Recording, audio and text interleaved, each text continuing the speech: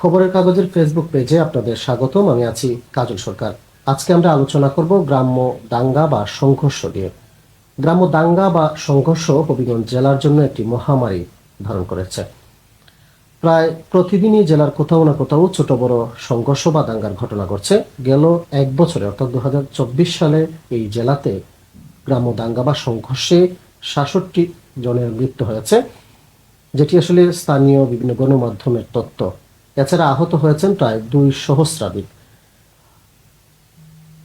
গণমাধ্যমের তথ্যে যেটি বলা হচ্ছে যে এসব সংঘর্ষের ঘটনায় মূলত ছোট ছোট বিষয় নিয়ে ঘটে, যেমন গ্রাম্য আধিপত্য বিস্তার, পূর্বশত্রুতার জের এবং জমি জমার বিষয় নিয়ে মূলত।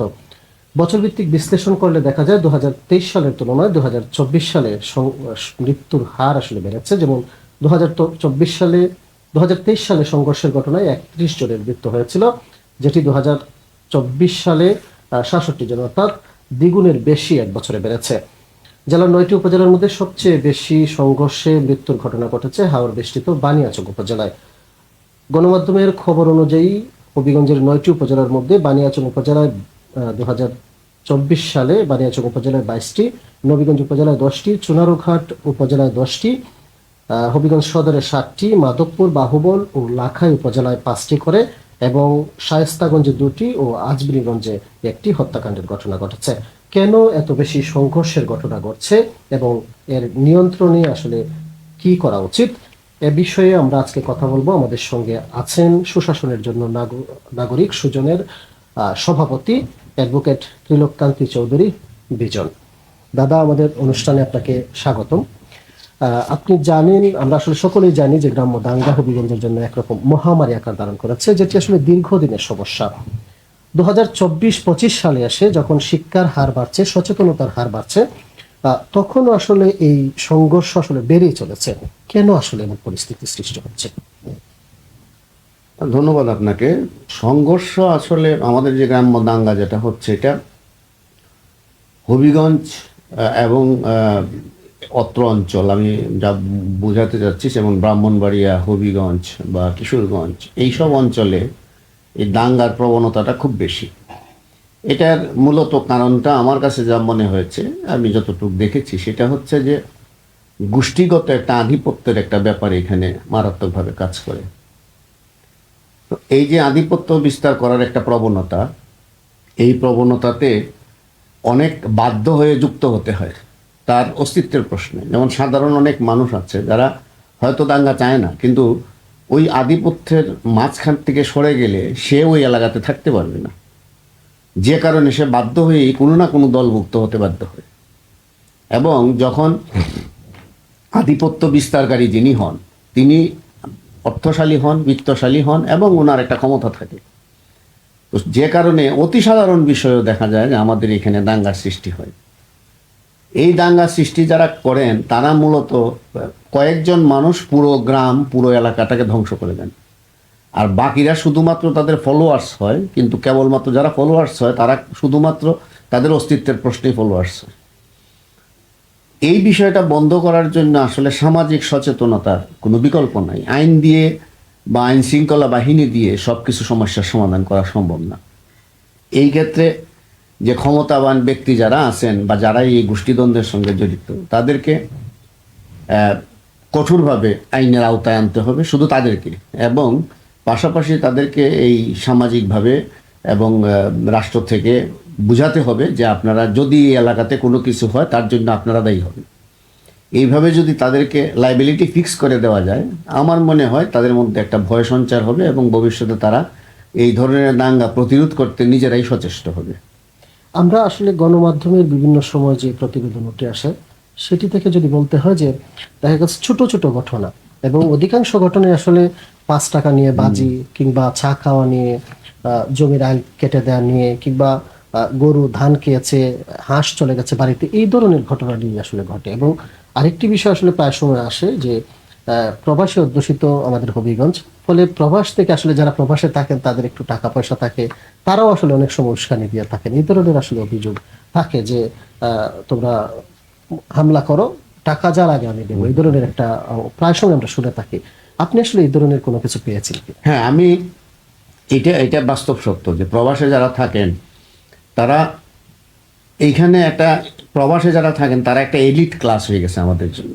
এটা যদি ইউরোপ আমেরিকাতে থাকে যে তাইলে এক ধরনের এলিট ক্লাস হয়, যদি মধ্যপ্রাচ্যে থাকে তারা আরেক ধরনের এলিট ক্লাস হয়। তো গ্রামের জন্য যারা মধ্যপ্রাচ্যে থাকেন বা মালয়েশিয়াতে থাকেন বা মালদ্বীপে থাকেন, যারাই থাকেন তারা একটা এলিট ক্লাস হয়ে যান। তাদের পিতা বা তাদের পরিবারের লোকজনের চলাফেরা, কথার বলন, এইগুলো সব চেঞ্জ হয়ে যায়। তারা ভাবে যে একটা কিছু সাংঘাতিক একটা অবস্থানে তারা চলে গেছে। আর যিনি বিদেশে থাকেন তারও এরকম একটা ভাব হয় তাদের অবস্থা দেখে যে হ্যাঁ আমিও তো একটা সাংঘাতিক কিছু হয়েছে। সেই ক্ষেত্রে আমি কিছুদিন আগে একটা ভিডিও দেখেছি, যে ভিডিওতে একজন প্রবাসী বলতেছে যে আমি গ্রামের মানে অনুরোধ করছি গ্রামবাসীকে অমুক এবং অমুকের হাত পা কেটে এদেরকে যদি পঙ্গু করে দিতে পারো তাইলে আমি পুরস্কৃত করব। এই যে ঘোষণাটা সে ফেসবুকে দিচ্ছে এবং যেটা আমি দেখলাম, সেটা দেখে আমার কাছে মানে আশ্চর্য মনে হলো যে আমি আমার এই পেশাগত জীবনে কখনো আমি এরকম দেখি নাই। কিন্তু এটা একটা আশ্চর্য যে হাত পা কেটে অমুক যদি দিতে পারো আমি 2 লক্ষ টাকা পুরস্কার দিব। মানে কি ধরনের উস্কানিমূলক কথাবার্তা।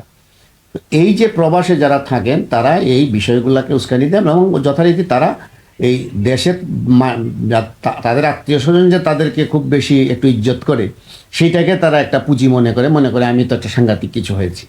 এটা একটা বিষয়। আরেকটা বিষয় হচ্ছে ওই যে ধৈর্য শক্তি বা সহ্য শক্তি বলতে যে বিষয়টা, এটা আমাদের মধ্যে এখন প্রায় বিলুপ্ত।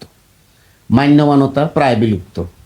সামাজিক যে আগে যে বিচার থাকতো, সামাজিকভাবে যেভাবে একটা ভীতি থাকতো, মুরব্বীদের প্রতি একটা শ্রদ্ধা থাকতো, এইগুলো বিলুপ্ত। এগুলোর জন্য আমরা দায়ী বলতে আমরা সামাজিকভাবে দেখেছি আগে যারা সালিশ বিচার করতেন তাদের প্রতি মানুষের একটা শ্রদ্ধা ছিল যে তারা নিরপেক্ষভাবে বিচারটা করবে। এখন সালিশ বিচারের নামে যারাই নিজেদেরকে বিচারক মনে করেন, গ্রাম্য বিচারক মনে করেন, মাতব্বর মনে করেন, তারা প্রত্যেকেরই রেট করা আছে কোন বিচারে কত টাকা, কোন বিচারে গেলে কত টাকা।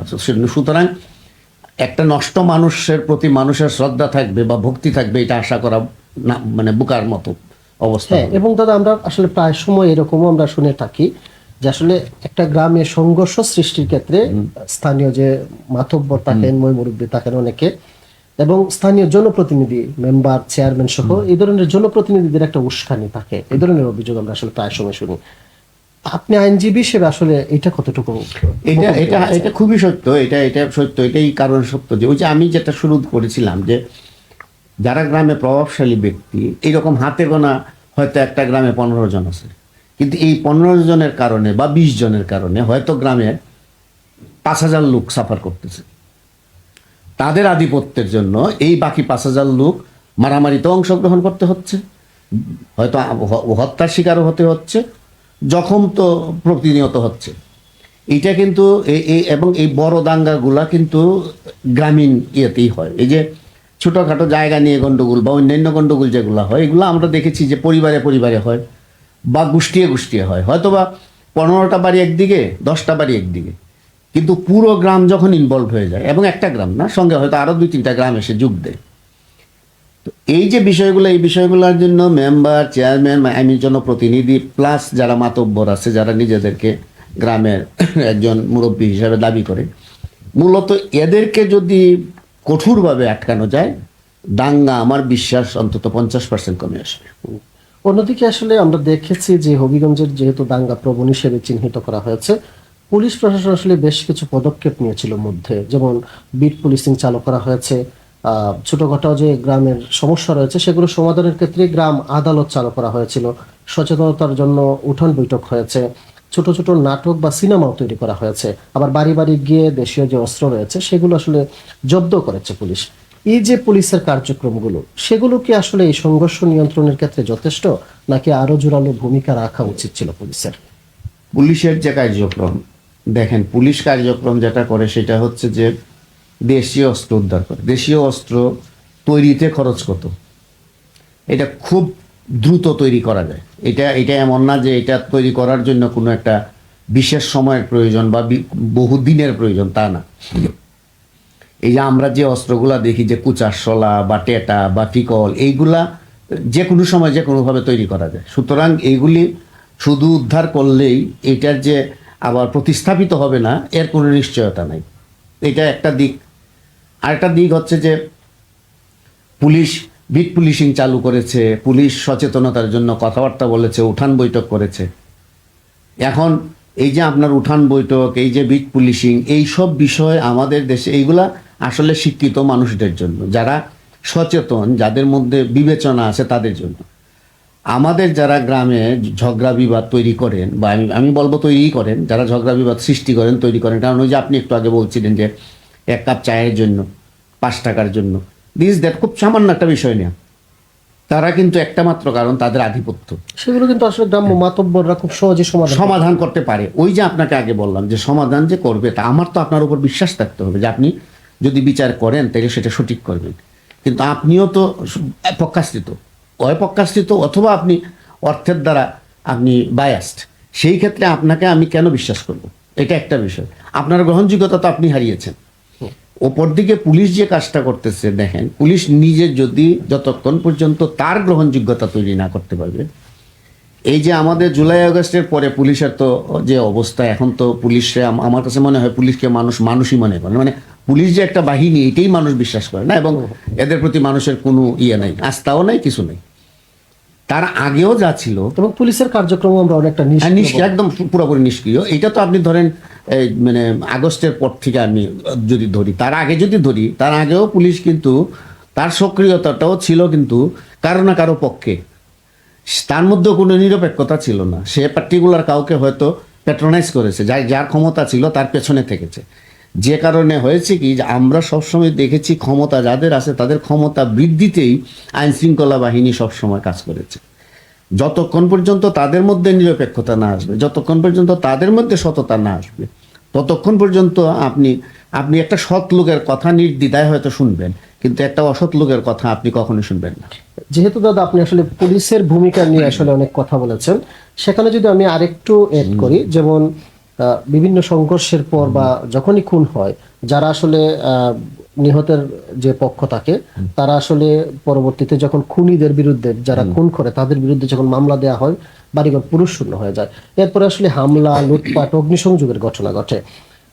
অনেক সময় পুলিশ বলে যে হুট করে যখন সংঘর্ষ সৃষ্টি হয়ে যায়, আমরা তো আসলে আগে জেনে থাকি না যে ওই জায়গাটাতে সংঘর্ষ হবে, কিন্তু সংঘর্ষ পরবর্তী সময়ে যে এই লুটপাটের ঘটনা ঘটে, অগ্নিসংযোগের ঘটনা ঘটে, সেটি কেন আসলে পুলিশ নিয়ন্ত্রণ করতে পারে না? এটার মূল কারণ হচ্ছে, দেখেন, যখন কোনো ঘটনা ঘটে, ঘটনা কিন্তু মূলত কিন্তু লুটপাটটা হয় মার্ডারের পরে, খুন হওয়ার পরেই কিন্তু মূলত লুটপাটটা হয়। আমাদের দেশে সাধারণ যে মারামারি হয় দুই পক্ষের মধ্যে, তখন লুটপাটের প্রবণতাটা এতটা থাকে না, কিন্তু মূলত লুটপাটের প্রবণতাটা তখনই বাড়ে যখন খুন হয়। তো খুনের পরে লুটপাটের প্রবণতাটা বাড়ে। এখানে যে বিষয়টা লক্ষণীয় সেটা হচ্ছে যে আজকে যে একটা এলাকাতে একটা খুন হলো, ধরেন আমি শুনলাম যে এই মুহূর্তে একটা জায়গাতে খুন হয়েছে, সেই খুন হওয়ার সাথে সাথে যদি আমরা ওই এলাকাতে পুলিশ ফোর্স যদি সেইখানে যাইয়া আপনার একটা ক্যাম্প তৈরি করে, বা তারা যদি সেইখানে অস্ত্রসহ পুলিশ, মানে দাঙ্গা পুলিশ যদি রিপোর্ট করা হয় যে 20 জন পুলিশ থাকবে বা 30 জন পুলিশ থাকবে, তাইলে কিন্তু তাৎক্ষণিক ওই লুটপাটটা কন্ট্রোল করা সম্ভব। কিন্তু কেন জানি না, আমার কাছে মনে হয় যে এটা মানে এনকারেজ করা হয়। ওই সময় ওইখানে কোনো ধরনের দাঙ্গা পুলিশ যায় না, না যেয়ে, বা পুলিশ প্রশাসন সেখানে কোনো ইন্টারেস্ট দেখায় না। ওই যখন লুটপাট শেষ হয়ে যায় তারপর তারা সেখানে একটা ক্যাম্প বসায়, যেটা আননেসারি, বসানোর কোনো মানেই হয় না। তো সেই ক্ষেত্রে যদি একটা খুন হওয়ার পরে তাৎক্ষণিক পুলিশ ওই এলাকাটাতে অন্তত 2 দিন 3 দিন থাকে এবং একটু অবজারভেশনে রাখে, তাইলে যারা ওই যে উত্তেজনাকর মুহূর্তে যারা লুটপাটে লিপ্ত থাকতো তারা এই কাজটা করতো না। আরেকটি বিষয় যদি বলতে হয় যে এক একটি সংঘর্ষে যখন মানুষ আহত হয়, যিনি নিহত হয়েছেন, যারা আহত হন তারা আসলে এই ক্ষত সারা জীবন তাদেরকে বয়ে বেড়াতে হয়। আবার অনেকে এই মামলা মোকদ্দমা আসলে চালাতে গিয়ে অনেকে নিঃস্ব হয়ে গেছে, এই ধরনের অনেক উদাহরণ আছে। সেখানে আসলে এই যে দীর্ঘ সময় মামলা পরিচালনা করতে হচ্ছে, সমাধান হচ্ছে না, এই ক্ষেত্রে কি আসলে আদালতের কোনো ত্রুটি রয়েছে? এইখানে আসলে আপনার আদালতের ত্রুটি আমার কাছে খুব বেশি মনে হয় না। আমি আপনাকে ত্রুটির কথাটা বলি কিভাবে। ধরেন একটা মামলাতে 50 জন আসামি বা 100 জন আসামি, প্রায়শই এরকম হয় আমাদের দেশে, আমাদের এই এলাকাতে হয়। এবং আমি আরেকটা জিনিস অ্যাড করি, যেমন মামলা করার ক্ষেত্রেও কিন্তু দেখা গেছে যে নিরপরাধ হ্যাঁ, মানুষকে এটা বলতেছি আমি। আসামি দেওয়ার যে একটা প্রবণতা। একটা জিনিস দেখবেন যে এইখানে আসামি করার ক্ষেত্রে প্রথম যে জিনিসটা লক্ষ্য করা হয়, যাকে আমি আসামি দিচ্ছি তার আর্থিক সঙ্গতি কতটুকু। যদি তার আর্থিক সঙ্গতি কম হয় তাকে আসামি দেওয়া হবে না। তার কারণ হচ্ছে যে যদি এই মামলা কখনো আপুস হয় বা এই মামলা যদি কোনো কিছু পাইতে হয়, তাইলে যে একটা ওই যে সাধারণ একটা লোক যার কোনো অর্থবিত্ত নাই, হয়তো সেই প্রকৃত খুনি, কিন্তু এমনও দেখা যাবে তার কেসে তার নামই নেই।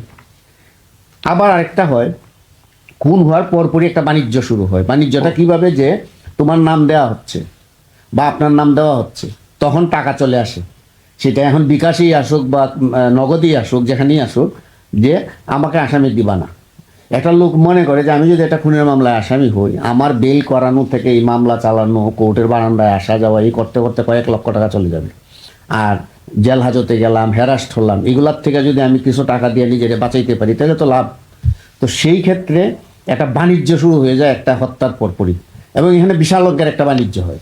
এই বাণিজ্যতে বাদী কতটুকু লাভবান হয় তা জানি না, তবে বাদীর সঙ্গে যে সব টাউটরা থাকে, মানে যারা ওই যে তথাকথিত গ্রামের কিছু টাউট থাকে, এরা অত্যন্ত লাভবান হয়। তোমার নাম দিয়ে দিয়েছে, আমি কেটে দিচ্ছি, তুমি এখনই টাকা পাঠাও। এইটা হলো একটা জিনিস। এতে হয় কি, প্রকৃত আসামি বাদ যায়, আর যারা প্রকৃত আসামি না অথচ অর্থবিত্ত আছে এরা আসামি হয়। এতে গিয়ে দেখা যায় লোক বাড়ানো হয়। লোক বাড়ানো হয় এই কারণে, যত বেশি আসামি মামলা আপুসের ক্ষেত্রে তত বেশি টাকা। এটা গেলে একটা দিক। আর দ্বিতীয়ত হচ্ছে, আপনি যে প্রশ্নটা করছিলেন যে মামলার বিলম্বের ক্ষেত্রে বা কেন বিলম্ব হয়, বিলম্বের ক্ষেত্রে মূল কারণটা হচ্ছে আইনি কিছু প্রক্রিয়া আছে। যেমন ধরেন একটা আসামি, ওই যে বললাম যে 100 আসামির মধ্যে একটা আসামি নাই, পলাতক, সে আসে না, তার জন্য যে আইনি প্রক্রিয়াটা এটা অনেক লম্বা। প্রথম হচ্ছে তার জন্য ওয়ারেন্ট হবে তার নামে, তারপরে একসময় তার নামে মালকুরুক হবে, তারপরে একসময় তার নামে পত্রিকায় বিজ্ঞপ্তি হবে। এই যে ধাপগুলা, এই ধাপগুলার জন্য দীর্ঘ সময় অতিবাহিত হয়। ধরেন ওয়ারেন্ট দিল, এই ওয়ারেন্ট তাকে পাওয়া যাচ্ছে না, এই যে রিপোর্টটা, এই রিপোর্টটা পুলিশ দিতে হয়তো 6 মাস নেবে বা 7 মাস নেবে বা 1 বছর নেবে।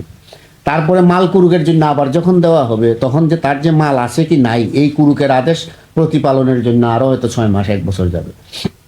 এরপরে আবার পত্রিকা বিজ্ঞপ্তি, তো পত্রিকা বিজ্ঞপ্তি মানে পত্রিকা দিতে গেলে পত্রিকাতে যাবে, এইখানে আরও সময় যাবে। এই যে সময়গুলো নষ্ট হয়, এটা একটা বিষয়। আরেকটা বিষয় হচ্ছে তদন্ত। আপনি হয়তো আশ্চর্য হবেন যে হবিগঞ্জে এমন মামলা আমার জানা মতে আছে, যেটা এখন 6 বছর 7 বছর চলছে, কিন্তু দুর্ভাগ্যজনকভাবে মামলার এখনো ইনভেস্টিগেশন শেষ হয়নি, এখনো মামলা ইনভেস্টিগেশনই আছে। তাইলে বিচার হবে কখন আর মামলা শেষ হবে কখন? আমরা আসলে প্রায় সময় দেখি যে কিছু কিছু মামলা রায় হয় 12 বছর, 20 বছর, 22 বছর পর রায় হচ্ছে, এবং যাদের আসলে সাজা দেওয়া হয় আর কার্যকরের কোনো ভূমিকা নেই। এইখানে এইটা আসলে আইনি বিষয়টা হচ্ছে এমন যে আমরা যেভাবে আমাদের দেশে ইনভেস্টিগেশন বাইক ইনভেস্টিগেশনের সঙ্গে একটা বেসিক ডিফারেন্স। আমাদের ইনভেস্টিগেশন হয় আসামি ধরার, আসামি যা হ্যারাস হওয়ার হয়ে যায়। একটা লোক ধরেন আছে, জেল খাটলো 6 মাস 1 বছর, তারপরে যখন অভিযোগপত্র দেওয়া হলো তখন দেখা গেল যে সে এই মামলার আসামি না, তার বিরুদ্ধে প্রমাণিত হয়নি। আপনি কি তার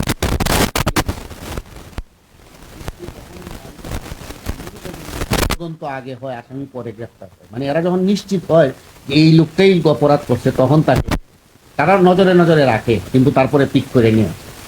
আমাদের ইনভেস্টিগেশন স্টাইলটাই হয়।